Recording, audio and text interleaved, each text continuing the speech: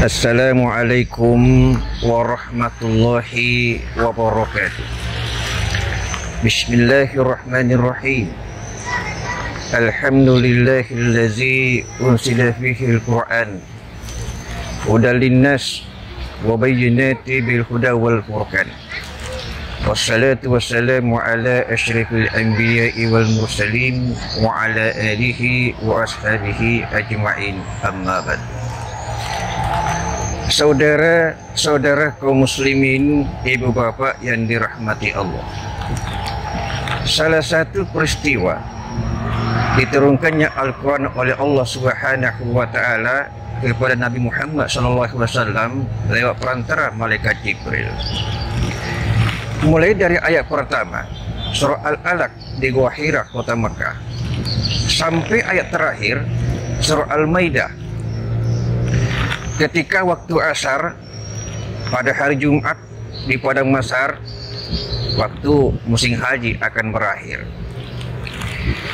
Dan semua kitab itu diturunkan oleh Allah pada bulan suci Ramadan. Ada kitabnya Nabi Ibrahim, Allah turunkan pada malam pertama bulan suci Ramadan. Ada kitabnya Nabi Musa, diturunkan pada malam ke-6 juga di bulan suci Ramadan.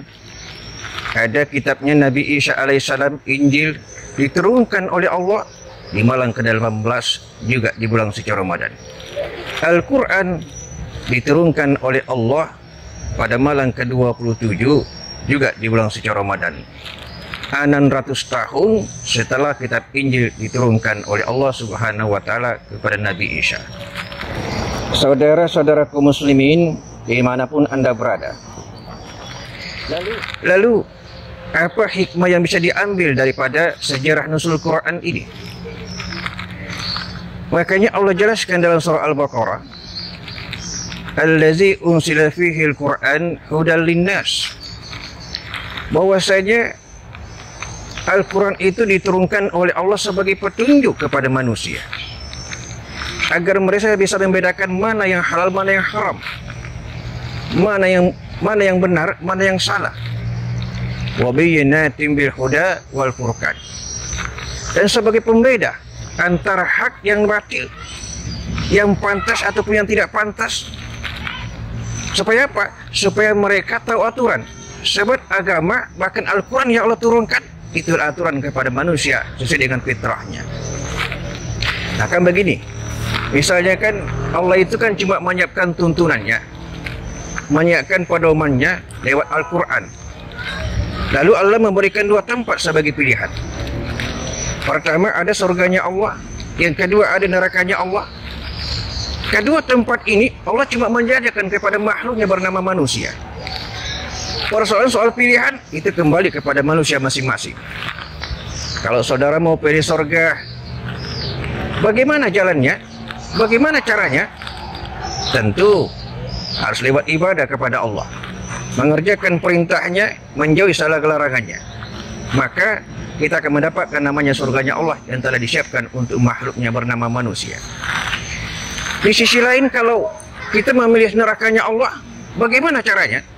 Tentu pertama mengerjakan kemaksiatan, kejahatan, dan meninggalkan segala perintahnya, apa yang diberikan kepada kita lewat petunjuknya dalam Al-Quran. Al-Quran mengatur fitrahnya manusia. Al-Quran memahami apa yang menjadi kebutuhan manusia.